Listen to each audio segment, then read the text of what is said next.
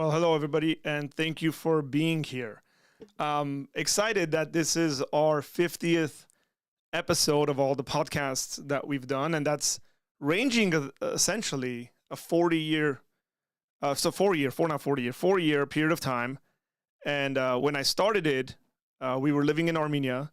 We're obviously back in the United States now, but I want to just jump into it and introduce our guest because he was our first guest, and he was our first guest when we had like 100-something subscribers, which is phenomenal of him just to say yes and come on a podcast. And we spoke about spiritual formation and apologetics.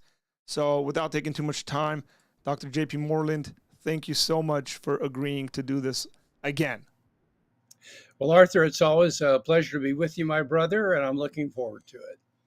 Okay, so last time we spoke about apologetics and we spoke about spiritual formation specifically, which are areas that are near and dear to your heart.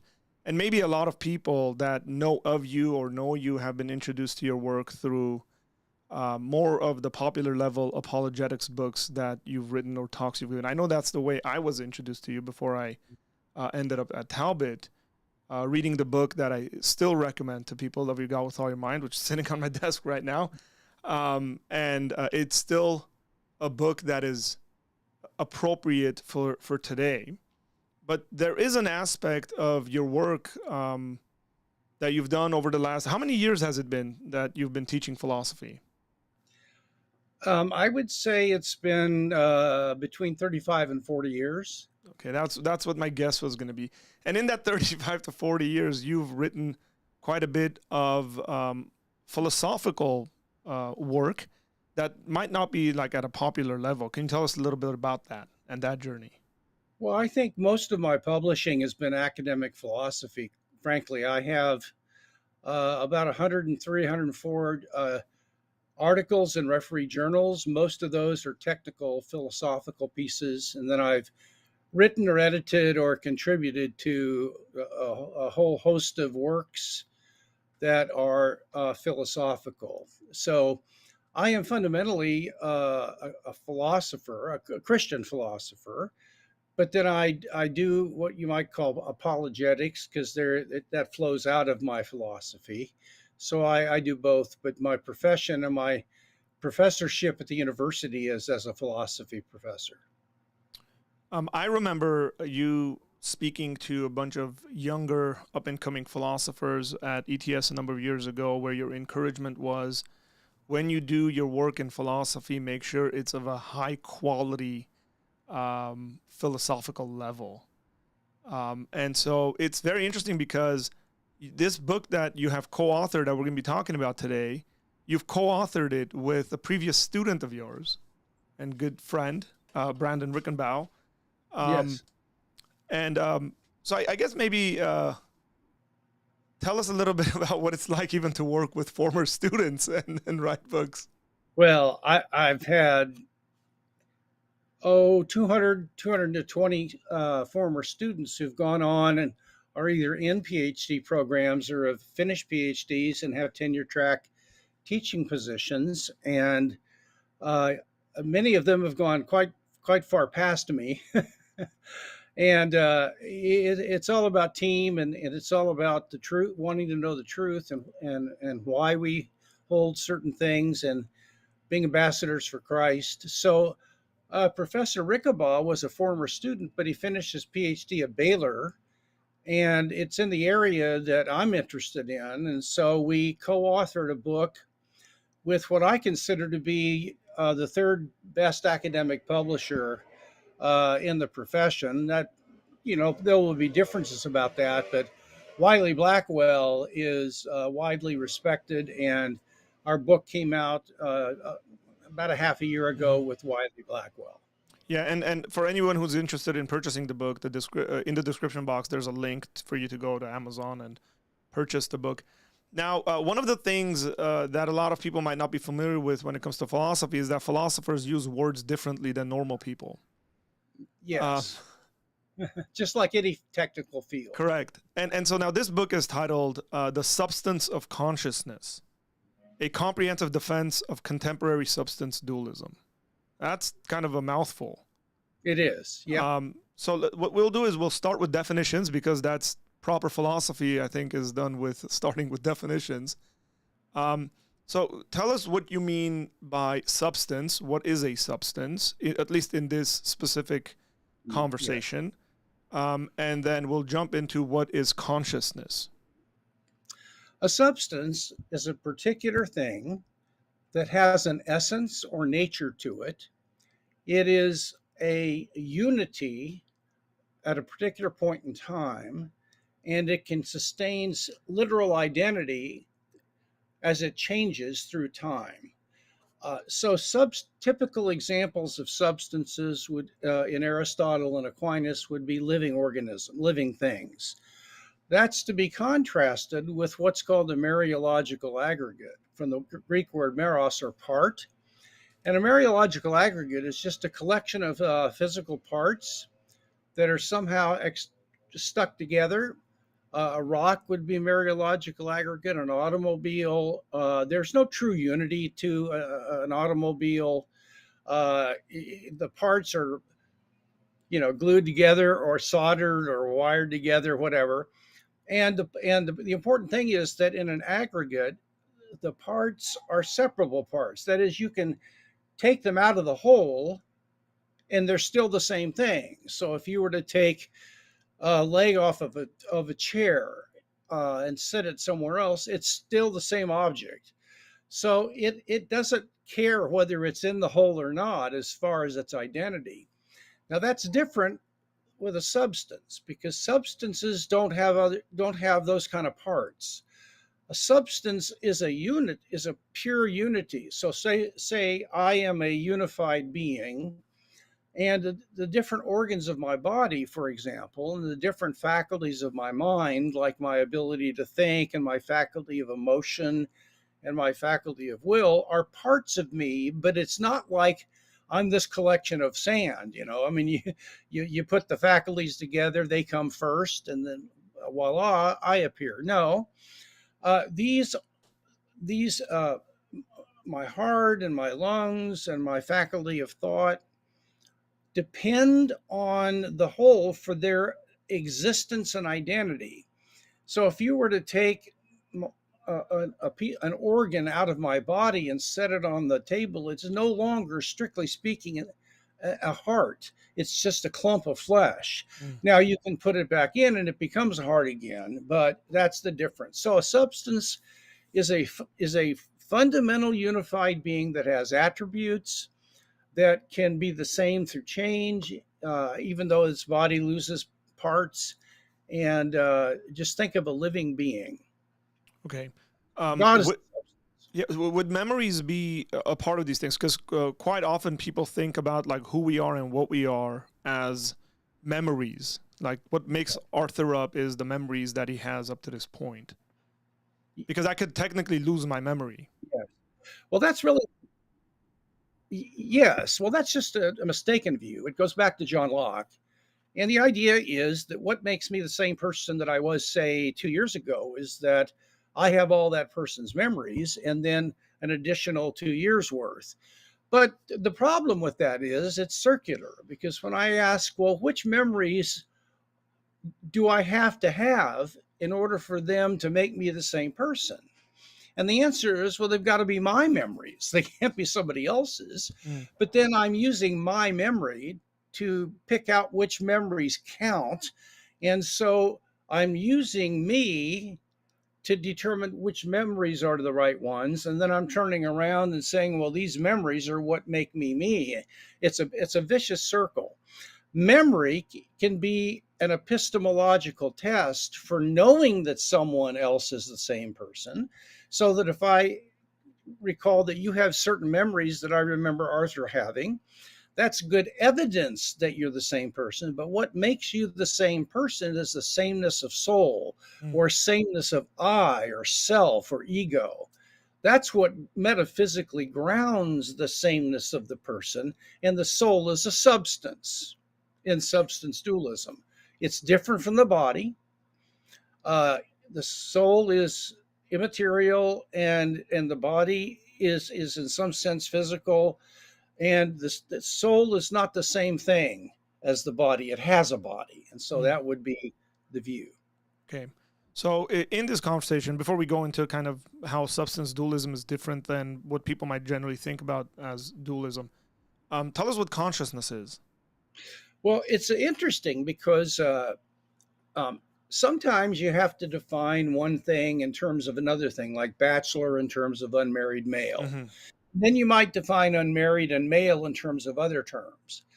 But in order to avoid this being a big circle or an infinite regress, you have to stop with fundamental things that you define by pointing at them, by just pointing at them. You might say, well, by red, I mean that color there. And that's called ostensive definition. Now, when you have to use an ostensive definition, Arthur, what you're defining is primitive. That means it's a basic entity and it's not built up out of other entities.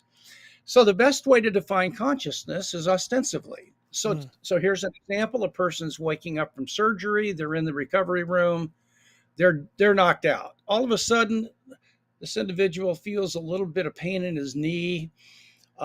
He starts having the thought, I must have slept in. And then he forms the belief, I believe I'm at home right now, although he isn't, but that's a false belief. And then he feels a sensation of thirst.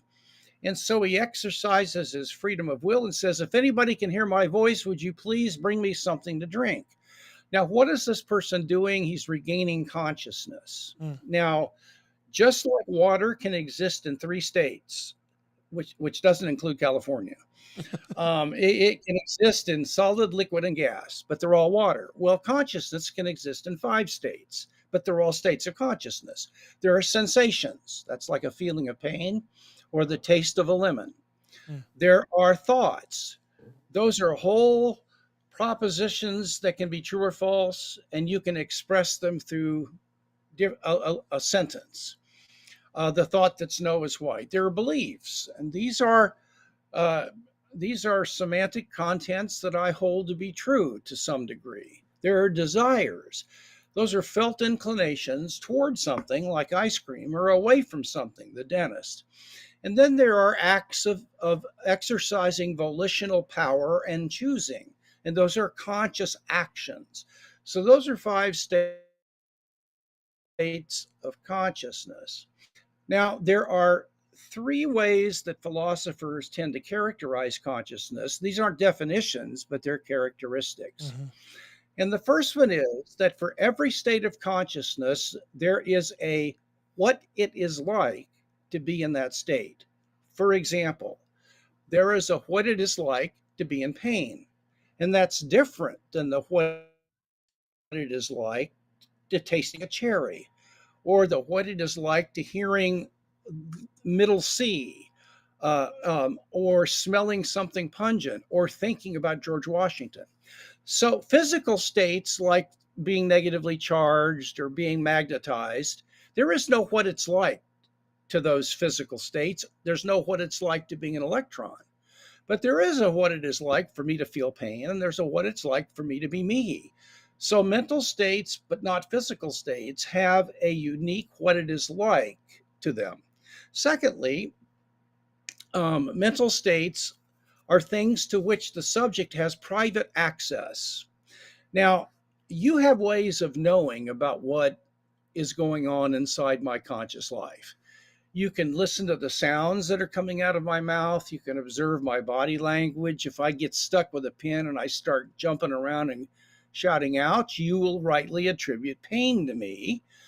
And so the ways that you have of knowing what's going on inside of my consciousness are all publicly accessible. They're out in public. If you're observing my pain behavior, somebody else could. But I have a way of knowing about my conscious state that's not available to anybody else. And I have private access to my own Mm. feeling of pain that nobody else can have. So all physical states, like states of the brain, are publicly accessible. Any way I have of knowing about what's happening in a brain, any other human being knows about what's happening in a brain if they have the right training. If I want to know what's going on in a car engine, Everybody else can know that through the same way, using the same tests and so on. But mental states are such that the subject has private access to them, and so they're not physical, because physical states are the kind of things to which we have public access, but mental states are the kinds of things to which we have first person private access. That's the second characteristic of a state of consciousness. It's privately accessible to the subject that has it. The third characteristic is that most, if not all, mental states have what is called intentionality.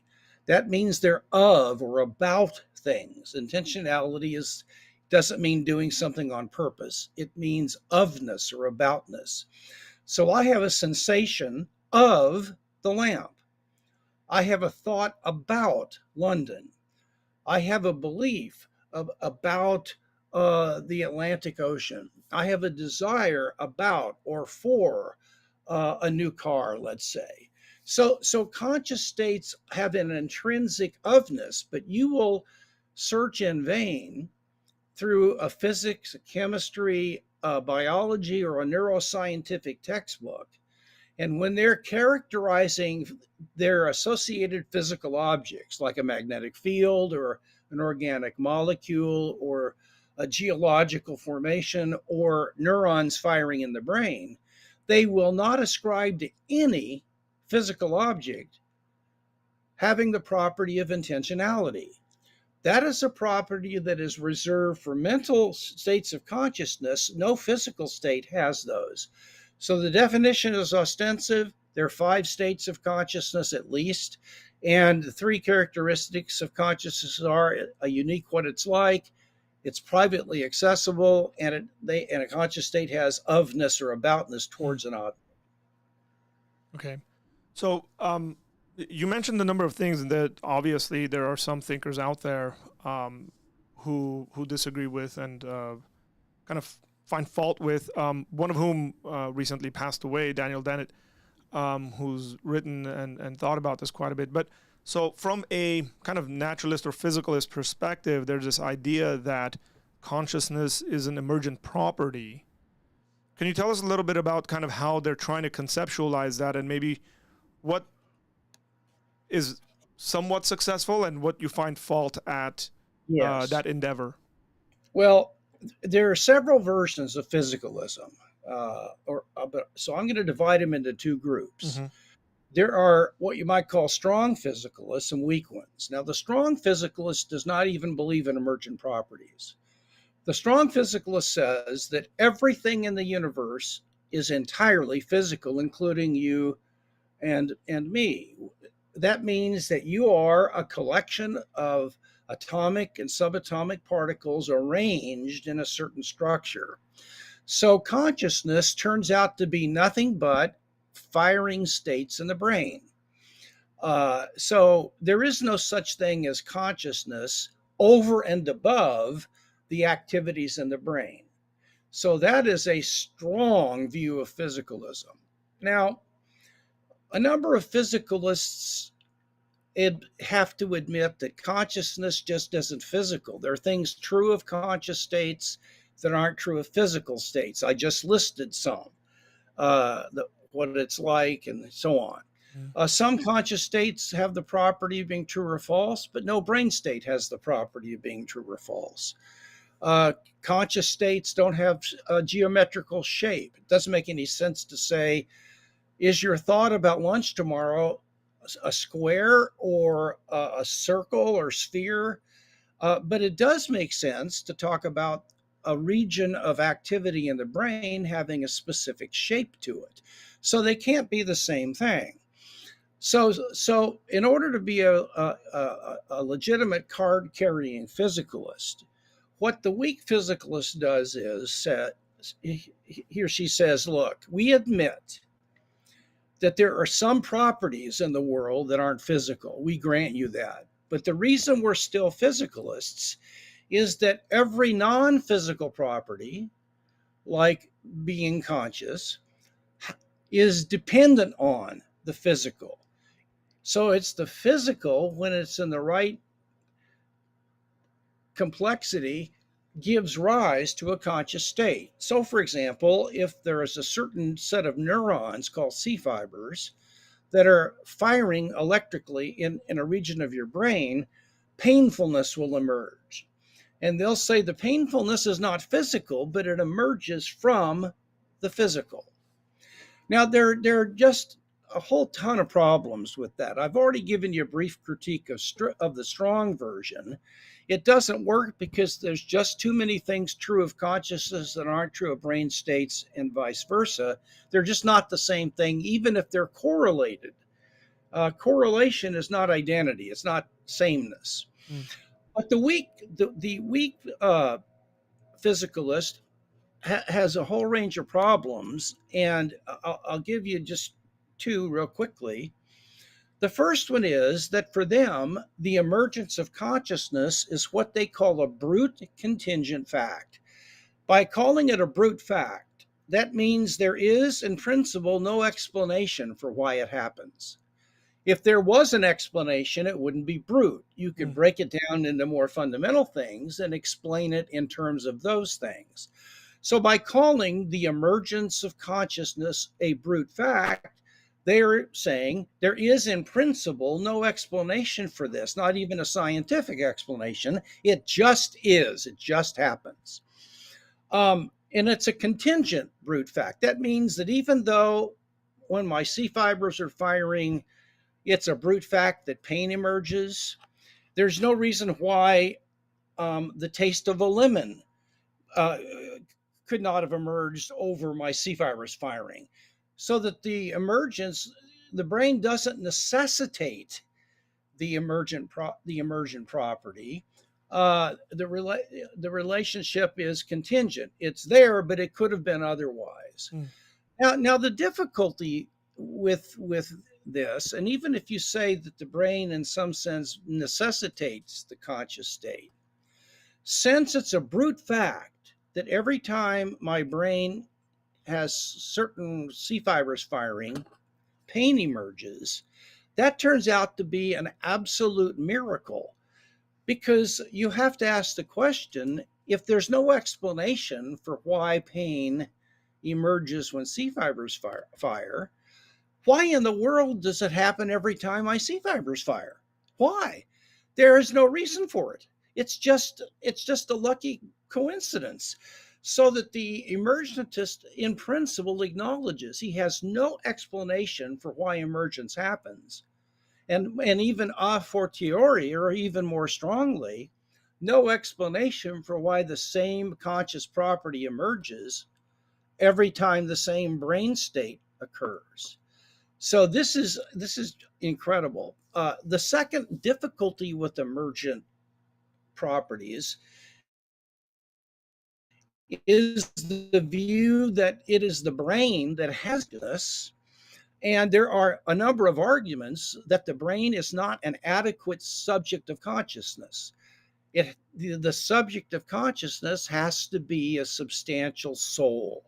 Now, I haven't said any of those arguments, but the second problem with emergentism is that they have selected an inadequate entity to have the conscious states, namely the brain, and that doesn't work.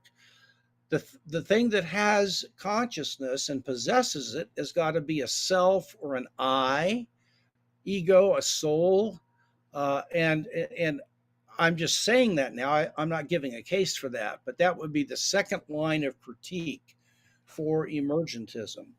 And by the way, emergent property physicalism is actually a form of mere property dualism, because you have only physical objects, but a duality of properties. There are physical properties the brain has, and there are immaterial mental properties it has. And so calling it emergent physicalism, I prefer to call it mere property dualism. It's a version of dualism, actually.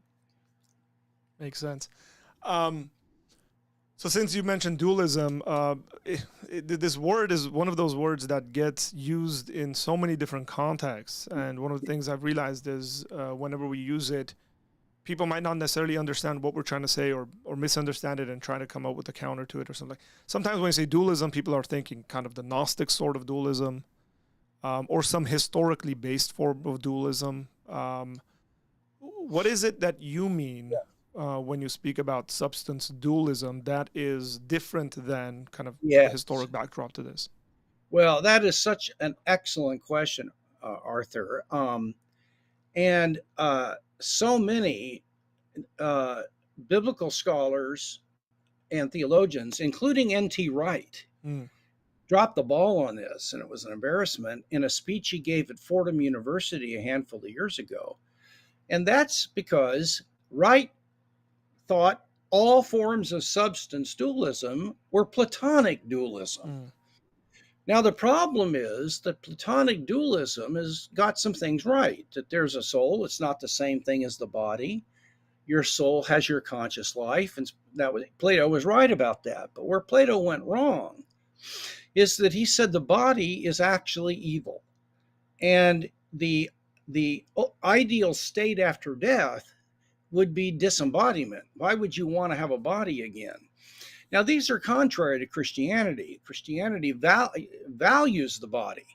While we can exist without the body, when we die, we enter to be absent from the bodies, to be present with the Lord. We enter a disembodied, purely non-physical state.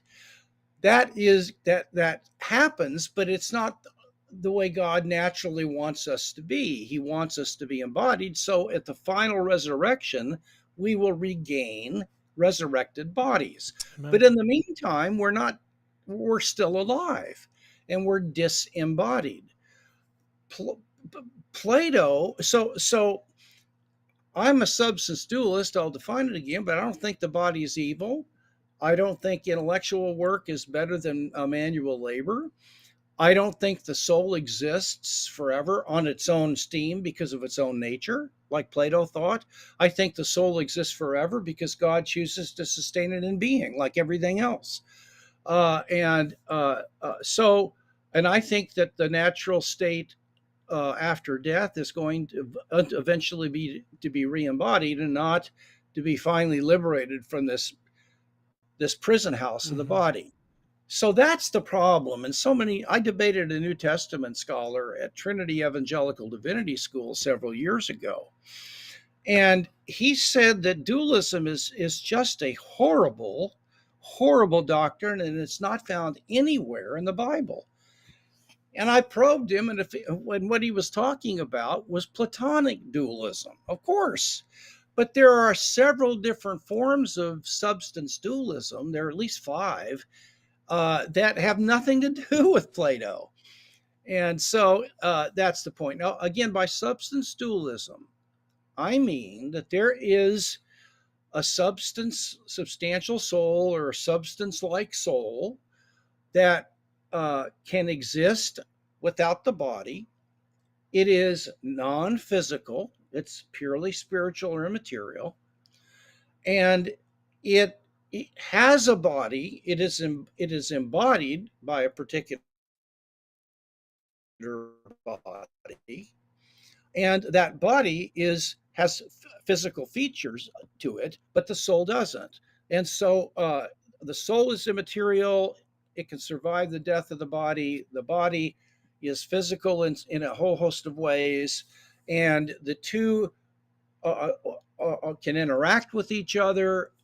You hit me in the head and I lose a memory, or I can will to raise my arm and vote, and that's an action I'm responsible for because I brought it about. But that doesn't mean body and soul are the same. I just want to say the soul is a substantial entity. It's real, and it can survive without the body, though that's not its natural state, and the body is a physical entity of some kind. Yeah, so critics have generally spoken about this interaction problem you just brought up, right? Like, so how is it that these two things interact with one another? Yeah. What are we to say about that? The interaction problem is actually 2 different problems, and people who raise this fail to distinguish them. There's, first of all, the mechanistic problem.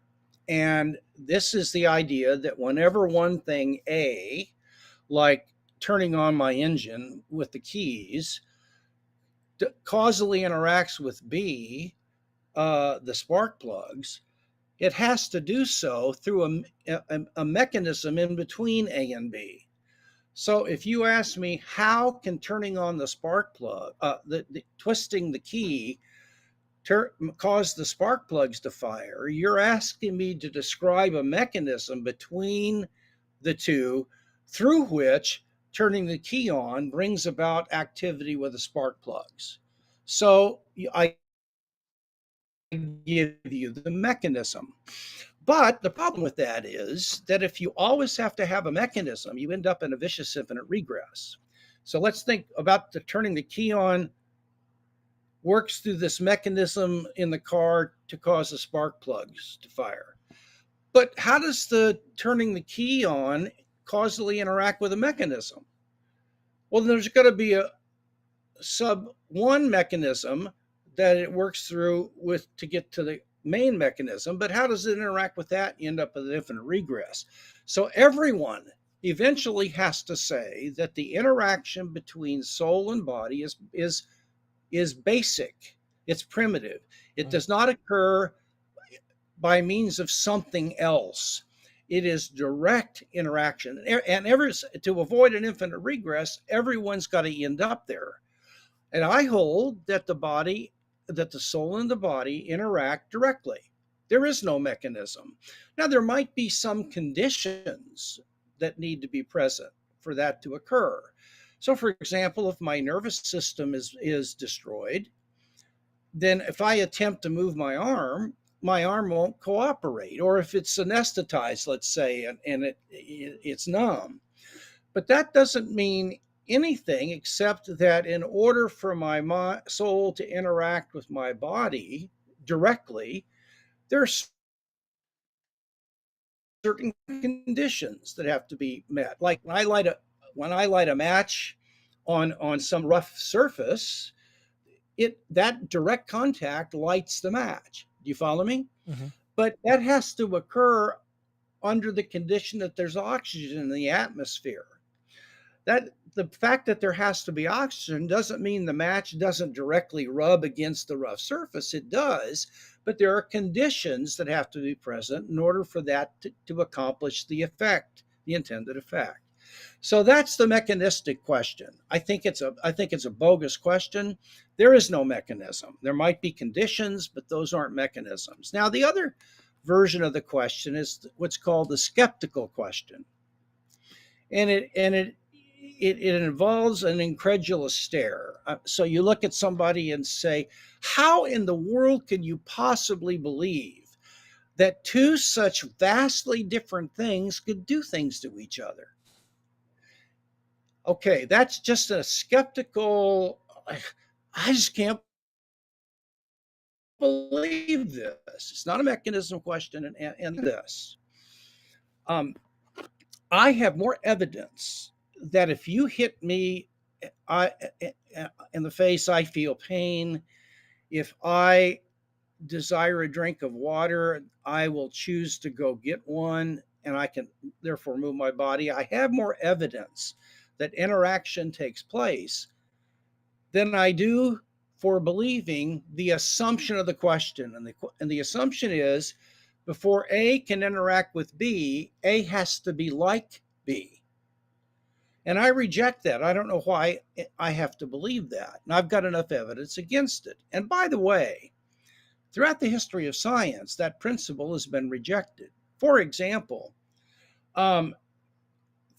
in science, there used to be the view that there was this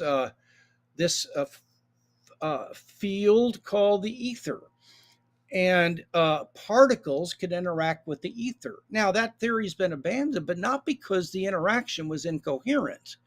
It was abandoned because they discovered there wasn't an ether. But today, guess what? Particles can interact with fields. Light waves can interact with particles, but particles are certainly not the same thing as a light wave. And you have all of these ways that one thing can interact with something else. I mean, a photon can interact with matter, but photons have no mass. But they can interact with massy things. So the idea, even in science, that A can cause something to be only if they're like one another, hasn't characterized scientific theories even to this very day. Okay, so there's something that comes, and I guess this is because of recent research in regards to the brain, which I think a lot of people don't know that the kind of the neurological research, the science we're doing is fairly new, and it's Yeah, still kind of developing, and we're still discovering things. But there seems to be this idea of neuroplasticity that you could rewire certain things and the connections become better. yes, That that is, you could develop, I would say, maybe an argument for the existence of the soul based on that. yes. In Would that be a fact, correct thought? And how would we do that?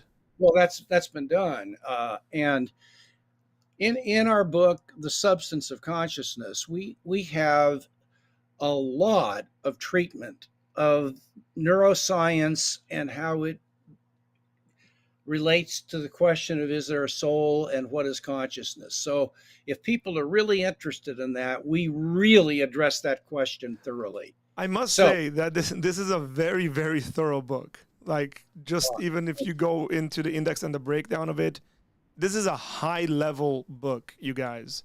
well, thank you. So It's gonna deal with all the questions, concerns, responses, counterpoints.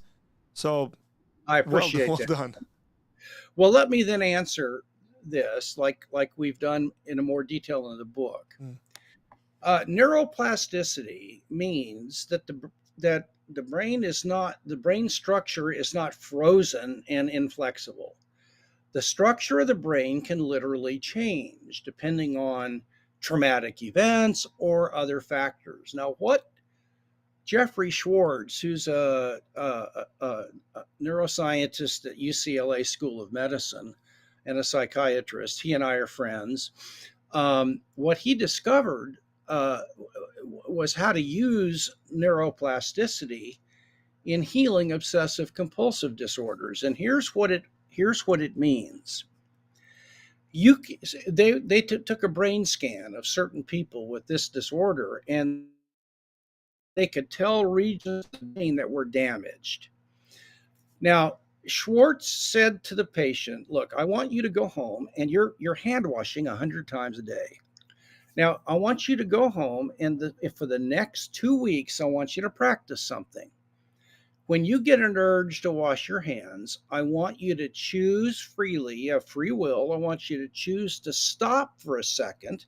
Eventually, it'll overcome you, but you can stop for just a few seconds. And I want you to talk to yourself with certain meanings. I want you to say things like this. You know, my neighbor doesn't wash his hands 100 times a day, and he's not dead or sick. I remember a time when I forgot to wash my hands, and it didn't bother me one bit. There's no, I don't have to wash them 100 times a day. 3 or 4 times a day is adequate. Now, he said, say these things to yourself, even if you don't believe them. Talk them to yourself. And then you'll end up washing your hands probably. But every time you have the urge, I want you to choose to stop and not just rush and give in to it. Take 5 seconds or so, which you can do, and tell yourself certain things and come back. And they found that after 2 or 3 weeks, their brains had been healed over, not entirely because they needed more time, but 70% healed. And what that proved was that the semantic contents of these thoughts could change the physical structure of the brain. Now, it could not be just the sounds of saying these things to yourself. Somebody say, well, maybe the person is saying it to themselves and it's the sounds that are interacting with the brain states. That doesn't work because if you have people with a different language say these things out loud but have no grasp of what they mean, their brains don't change. It is only by grasping the semantic meaning, which is the mental contents, it's not physical contents, This semantic content has intentionality. It's about a behavior. It can be true or false. And it is an example of causal interaction where the soul chooses to ponder certain meanings, and it eventually restructures the brain. And I wrote a book called Finding Quiet, where I use some of these techniques to help people learn to get rid of anxiety by forming new habits. So this is a wonderful question.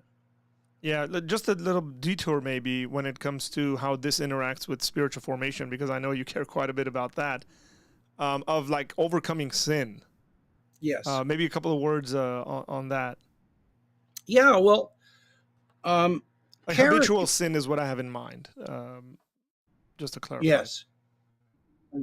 Right. That's very good. Your character is the sum total of your habits, good and bad. And a habit is just an inclination to do something or feel a certain way or think about something without choosing to do it. It's just something you automatically do. You get up in the morning and you're automatically negative and discouraged about the day. Okay, what you can do is by practicing certain habit forming activities. Just like in a baseball cage, if you're a lousy batter, if you do certain things under the supervision of a coach, you will train your muscle memory to swing the bat in the right way. Well, by doing certain spiritually formative habits, and I list some of them in Finding Quiet, that actually can regroove uh, the structure of the brain and nervous system and affect the soul indirectly by forming um, flourishing inducing Christ like formed habits to replace the contrary to the kingdom habits. Mm. And so it's through practice, and repetition that you learn to form new habits, whether it's playing the piano or learning not to sin regarding some compulsion or other. That's good. That is very, very good. I think that's going to be beneficial for our viewers, because quite often, I mean, just even like in a local church context, that comes up so much. But to It know does. that both biblically, philosophically, and scientifically, these things all lead to the same direction. They do. So maybe we see self-talk in the Bible quite a bit, and I read Finding Quiet. It was a phenomenal book. Oh my soul, why are you so downcast? For example, that sort of language Yeah. is like you see it in the Yeah. Bible. You see people actually doing this. Um, Oh, of course. Absolutely. let's. There's questions that have come in. I'm gonna leave those to the end. Some of them are fun. Some of them are of a more technical nature. Actually, one of them I'll ask now.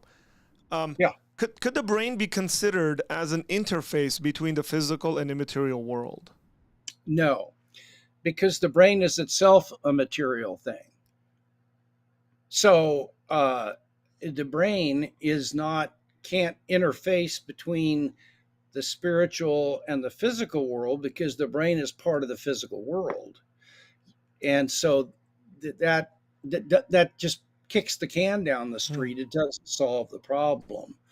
Another problem with this is the idea that there is something that's between me and the world, that I can only get to the world through it.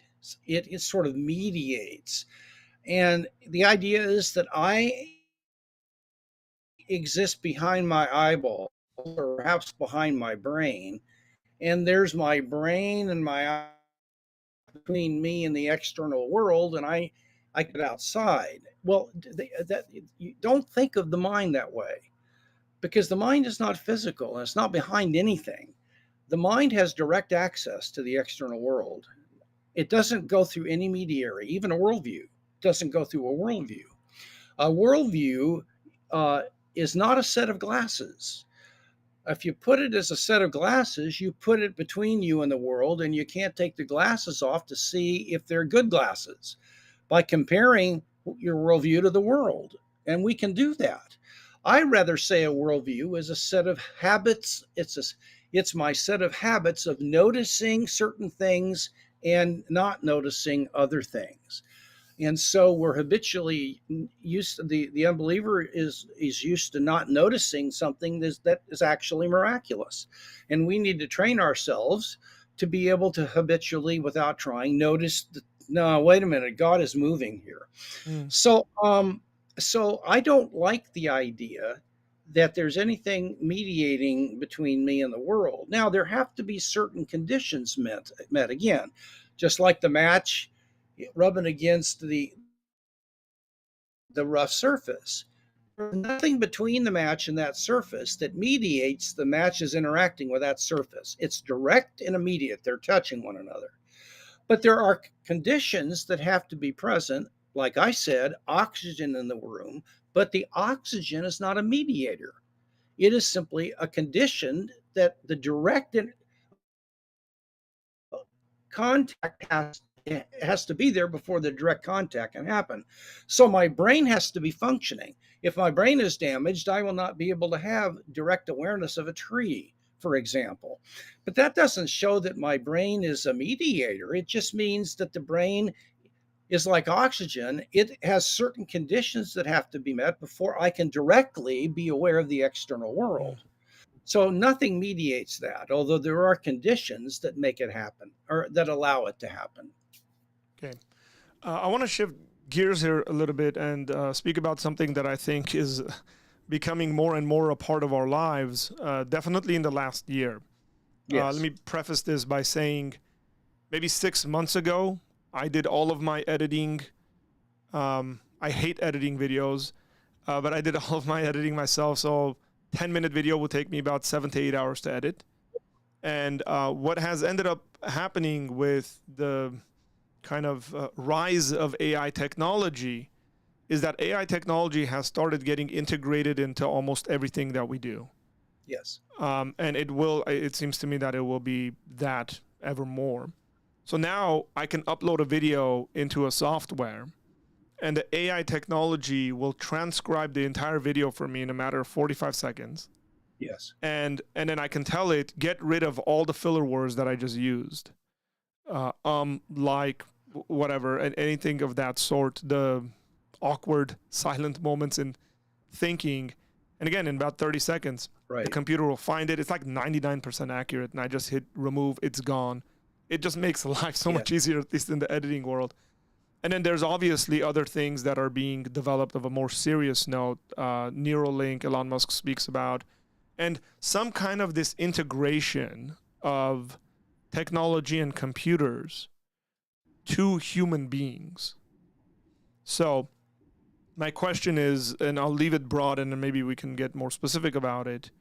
To what extent do you see that as being successful, meaning it'll work? And maybe to a certain extent, it being impossible, or maybe an in between there somewhere. Well, I don't understand there are two questions, Yeah, and if you mean will AI technology continue to develop things that work efficiently for our purposes? Yes, it will. Will AI computers or machines eventually have to be considered real human like beings? conscious. Um, Yeah, the answer is absolutely no. And in fact, the rapidity of a contemporary sophisticated AI machine raises no more problems than the old Chinese bead way of counting. Um, your computer has a program that will add, but so did the beads on the lines.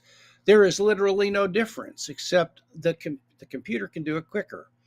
Now, a computer is what you might call a computation device. It's not a conscious thing.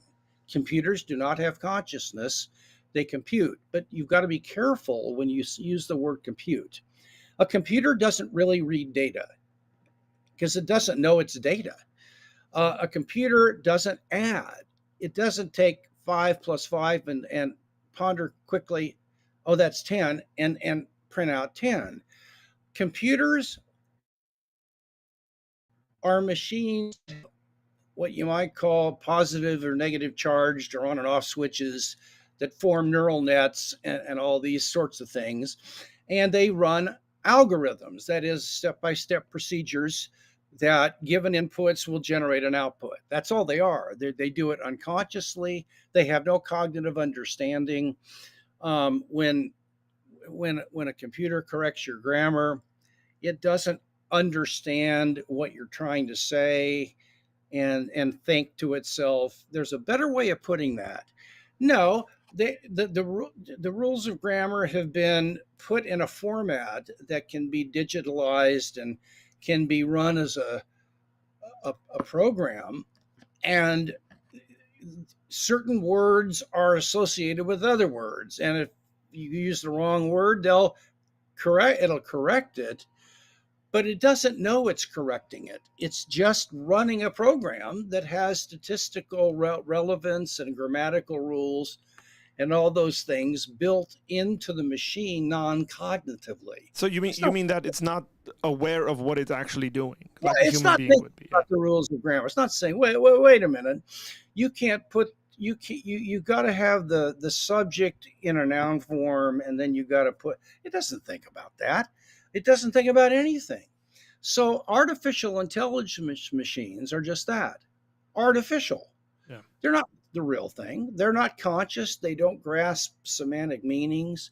They don't know the difference between true and false, but they have very sophisticated internal mechanisms and feedback loops, by the way, which become self-corrective like a smart bomb. If you hone it in on the target and it gets away, the feedback will cause the bomb to redirect. But the bomb isn't choosing to say, oh gosh, I'm off course, I better go right. Same with a computer. The feedback loops are deterministic chains that just cause it to spit out the right ink or the right sound and given the certain input. That's all they are. And they're in no way conscious beings that understand meanings or have thoughts or beliefs or emotions or act freely. So they're wonderful, and I think, and it's wonderful some of the things that they're being able to do, especially in medicine. Yeah. So, but if we start trying to philosophize about these things, I wish scientists up in Silicon Valley would read a little philosophy before they did that. Because some of the things that are being said are almost like sophomore level philosophical sophistication. They're kind of an embarrassment. Yeah, it seems to me that there's an underlying assumption that the more complex again, it's the whole physicalism sort of emergent properties. They're assuming that to be the case. Like, hey, let's make this as complex as possible, and eventually, boom, we're gonna have consciousness. That's the assumption, it seems to me. Yeah, no. Yeah, right. Well, it's a false assumption. Yeah, so they need to hang out with some philosophers. Well, they do. And the reason we know there's a soul is because I'm not divisible. Human persons can't exist as 80% of themselves. But you could have 80% of a table by cutting 20% off. But you can't have 80% of a person. We're all or nothing sorts of things. But physical objects like the brain aren't that way. Emotions, they take out 55% of the brain. But when you wake up, you're not 55% of a person. There is a syndrome, Arthur, called Dandy Walker's syndrome. I have a X-ray of a person who has this. You know how much, what percentage of a brain they have? 10%. The inside of their head is filled with a sac of fluid, and there's a thin layer of brain tissue on the inside of the skull, and it's like a centimeter. I mean, it's 10% of a normal brain, and yet these people live 75% normal lives. They get married, they have jobs, and they hardly have a brain at all. But surely no one in their right mind would say this is a 10% person. Now, you might say there's a person with 80% functioning. Fair enough, because as I get older, I'm losing a lot of functioning. But we're all or nothing kind of things, and we're not divisible. Even in split brain phenomena, that's not really a division of the self. It's put under it. Yeah. There's also the idea of free will. I mean, the fact is that I am morally responsible because my choices are ultimately up to me, and I can do something or refrain from doing it. But if I'm my brain or my body, then it's governed by the laws of nature and the environmental inputs. So there would be no such thing as moral responsibility or free will. And there are a whole host of other arguments for the soul, but this is why a machine with a collection of parts is not an adequate subject of consciousness, because the subject of consciousness has to be a simple thing that can transcend the laws of nature and act freely. Yeah. In the book, you guys have a section on the free will and kind of agency Yes. conversation. Um, is there anything more to be said about it beyond what you just said? I mean, there is, Well, there are, obviously. of course, different views of freedom, but the view that is commonsensical, I mean, that's been tested, and that doesn't mean it's true, but this is the one that people find themselves holding, unless they have some ideological reason to not hold that. But it's called libertarian freedom, and it means that at the time I choose, choice up to me. Nothing determines that I raise my hand and vote or refrain and just sit there. I might have things that are influencing me, but you can act contrary to your strongest preferences. It's called weakness of will. Paul admits that in Romans 7. Mm. You can have the strongest preference to vote, but still decide, maybe irrationally, to just hold your hand there. Who knows? But libertarian freedom is the power to act or refrain from acting with nothing determining which I do. It's up to me. I'm a first mover. Uh, I'm the beginning of the action. Yeah. So Let's go ahead. let's some of these questions that you had saved. Yeah. So there's one that just came in, and it says, "I wonder what Mr. Moreland thinks about the Mary knowledge thought experiment or argument." It works. The thought experiment, and I'll give you the best book for treating the thought experiment. You have this gal named Mary, and there are different ways it's stated, but I think this is the best way to put the argument. And suppose she lives at a time in the future when neuroscientists have now learned everything there is to know about matter and about all the physical happenings that go on in the brain and nervous system when we see things. So she's got a God's eye view of matter. Let's just assume she knows all the physical facts there are, but she has been raised in a cell that had no color. It was black and white, with shades of gray. Finally, she's able to get out of the cell, and she goes outside. And for the first time, she learns a whole new range of facts. And there are two kinds of facts she learns. She learns facts about the color red, and she learns facts about what it's like to see red. Mm. The color red is a metaphysical fact. It's not a physical fact. It's not a wavelength. It's a quality. And so she learns about red and yellow, and she can say purple is darker than yellow now. And she learns what it's like to see red, and she realizes that what it's like to see red is more pleasurable than maybe what it's like to see purple for her. And so, since before she got out of her cell, she knew all the physical facts. And when she comes out, she gains a whole new set of facts that she now knows. Those facts can't be physical facts. And in the situation, they've got to be both metaphysical facts and mental facts. So mental facts about consciousness can't be physical facts. Now, there have been 3 or 4 major attempts to respond to this argument, but none of them work. And the best book on this that is by someone named Howard Robinson, and it's called the knowledge argument from no, from the knowledge argument to mental substance. And it is the best treatment. I use it as a textbook, Howard Robinson. And so that would, but that's the knowledge argument then is that Mary gains a set of new facts that she now knows, and they can't be physical facts because she already knew all the physical Yeah. facts. Okay, that's good. Okay, some fun questions, maybe, but still of a serious sort. Do animals have souls? Yes,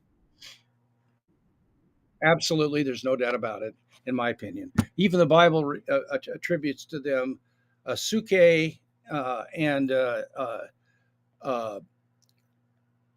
um, in the Old Testament, nephesh and ruach, soul or spirit. They have souls. Now, why? Because what is a soul? A soul is a non-physical substance that has and unifies consciousness and animates the body. So the soul is a non-physical substance or thing that has consciousness and turns it into a unity.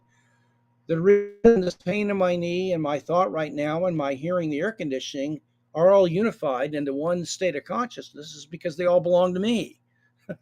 So I unify my consciousness. Now dogs, different animals will have different. I'm convinced that dogs have thoughts and beliefs. I don't. I think they have sensations. They feel pain. I don't. They have desires. And when you go down, the less like an organism is to us, the less the analogy is to us, the less we are justified in ascribing certain mental states to them. So I'm not justified in saying frogs think. They may, but I have no justification for that. I can explain all their behavior by just sensing things. Mm. I do believe they have the power of sensation. And perhaps of yeah, I'll just leave it at that. But now animals don't have second order thoughts about their thoughts. The animal soul is not like the image of God soul that we have. An animal can think about um, the food in the kitchen, but it can't think about its own thinking. You never see a dog sitting around trying to change the way it thinks about things. You know, dog's wondering, I wonder what percentage of my thoughts are true and what percentage are false. I want to work on that because I think I got too many false thoughts in my system. You never see a dog or a gorilla or anything having desires for desires.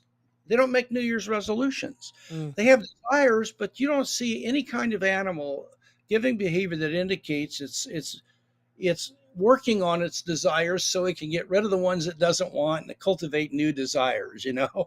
So the animal soul is not, I don't believe, doesn't have free will. It doesn't have a faculty of spirit, which the human soul does.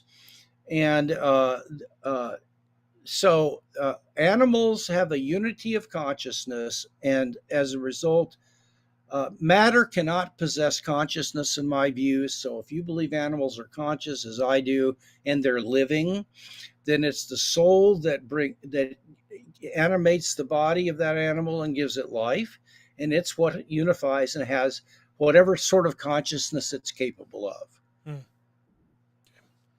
Mm. Somebody's asked us for your opinions on traditionism versus creationism and Well, the pre-existence of the soul. Your yes, thoughts on those? I don't believe there's any reason to hold the pre-existence of the soul. It is not it's contrary to Christianity, and I think that we can explain sort of uh, remembrances of things as just experiences of deja vu that we all have. Uh, but Traducianism and creationism are two accounts that the ancient church fathers held, and they've been held all throughout the history of the church, and they're both orthodox as to how the soul is generated. And the Traducian view is that in some way, a new soul is generated from the thing's parents, that somehow through copulation, their seed generates a new ensouled uh, pony from Mm. a male and female horse. Uh, it's clear to me that the Bible holds that souls are generated in animals by Traducianism, because Genesis says that God delegated to animals the power to reproduce after their kind. So they have the ability to create new ensouled animals of their kind. Now, when it comes to human beings, I see no reason why that we don't follow the pattern. And I'm a Traducian in that sense. I don't believe when egg and sperm meet that that is a purely physical biochemical event.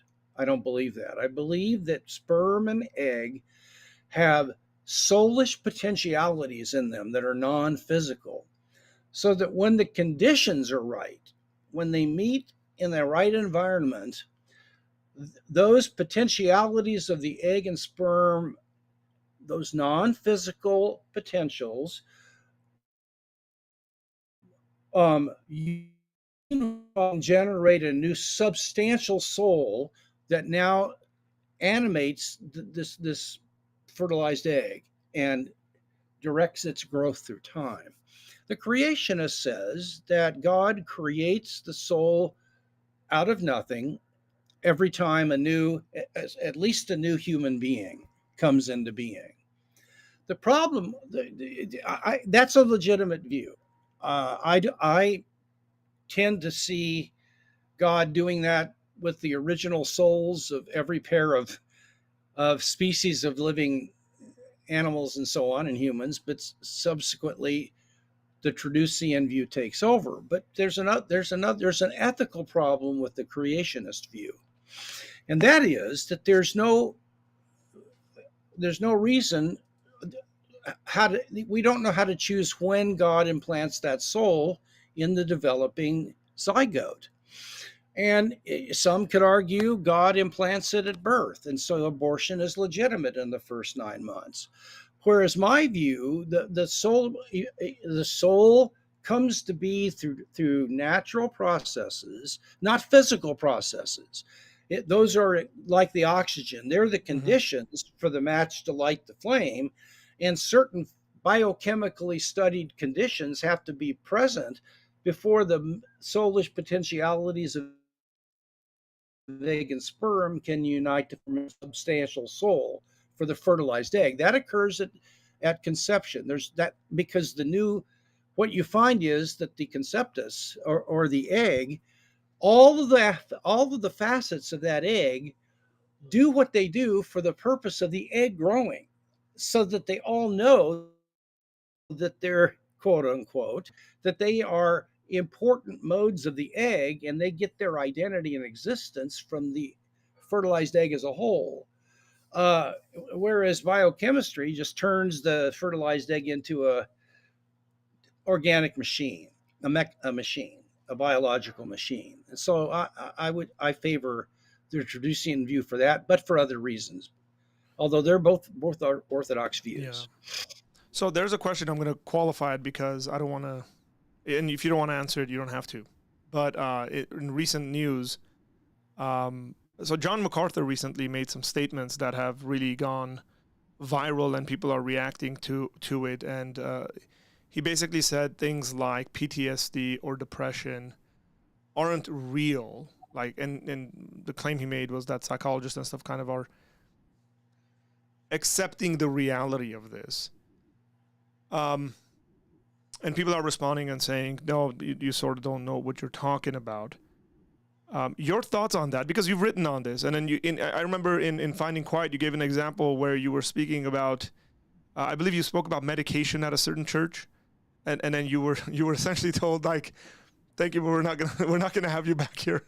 No, they told me to leave after this. Yeah. Well, I make a case in Finding Quiet for a biblical basis for medication.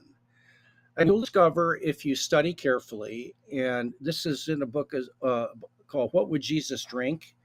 There are two books that are called that, but this one has a beer mug on the front. The other one, I think, a wine glass. Don't get that one. Get the one with the beer mug, because it's a theological feast where he does exegesis of all the major passages, and he ends up concluding that among the many reasons God created alcohol was to be a medication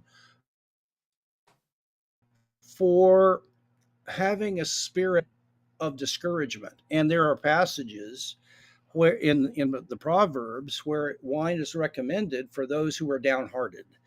Mm. So I think that a better medication is the ones we've developed today, but they didn't have that, and so that was. Now, there's no. I'm not saying that if you can abuse this like you can abuse anything. I'm not saying so. Go ahead and abuse alcohol, please. Don't hear me saying that. But I just I don't see things the way John does. I think that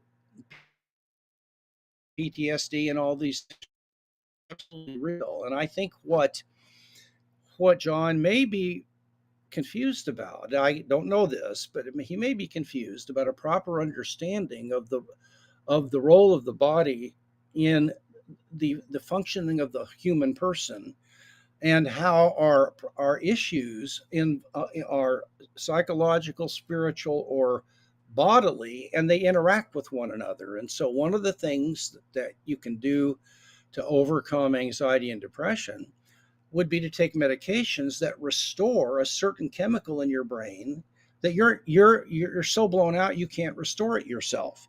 Now, I would never recommend just take medication, but what medication does for people under the supervision of a certified doctor, of course, what medication does is it gets you back to where you have a fighting chance of now doing spiritual practices and getting well. Because sometimes people with PTSD are so their Mm. brain is so messed up that they couldn't follow a counselor or somebody that so they need to have the physical aspect of their being restored. So I think people who make statements like that don't understand the integrated unity of the body, the spirit, and the psychological aspects of the soul, and how they all need to be treated because they affect one another. Yeah. Could it be this? Could it be the case? And I mean, some of this when I was thinking about it, I was thinking about like being a professional in a certain area. So if you're a theologian and a pastor, that's your expertise, and we've seen quite a bit of conflicts between like theologians and say philosophers, where philosophers are like, hey, we got to define this way, and then now we have the psychological thing. Could it be maybe his gut reaction is that our culture's immediate reaction or kind of base ideology is physicalism, and so Mm-hmm. therefore we try to just medicate people and we're over medicating it, and maybe he's coming at it from a perspective of, hey, there's more to it than that. I mean, that would be a valid statement to say, maybe Yes. don't rush to medication immediately. Yeah. You're more Yes. than just a physical thing. Yes. Well, I don't want to try to read Yeah. John's mind, and I've been on that. But let's say that there's this hypothetical person that holds that. Well, I think they're right. I mean, I think that medication is being abused today, but you don't determine the proper use of something by the way it's abused. You've heard the old story that they train people to recognize counterfeit bills by spending their time learning what the authentic thing looks like.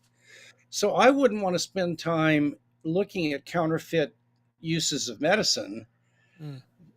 to help me learn the proper use of medication.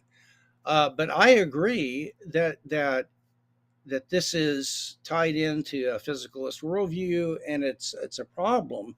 It doesn't follow from that, however, that there's not a proper use of Correct. it. And I that's where you have to get clear Christian thought and so on about this. And so good. That's a good question. Thank you for that. Dr. JP Moreland, I want to thank you so much. The book co-authored with Dr. Brandon Rickenbaugh, The Substance of Consciousness, phenomenal book. Again, this is a thorough treatment of this subject. And if you're a Christian, especially if you're a Christian who is studying psychology, psychiatry, stuff that has to do with human behavior and the brain, and you want to think Christianly about those things, and you're in school for these things. I say this because I know people in those places in life and I say, you have to supplement your education with solid Christian thinkers so that you come out on the other side of your educational journey still holding to a Christian worldview. Amen. Thank you so much for agreeing to do this and this interview. Much appreciated. My privilege, and thanks for having me, Arthur. Take care. Take care. Folks, thank you. God bless you. I hope you've enjoyed it. This was a treat for all of us. And we will see you later. So take care and God bless.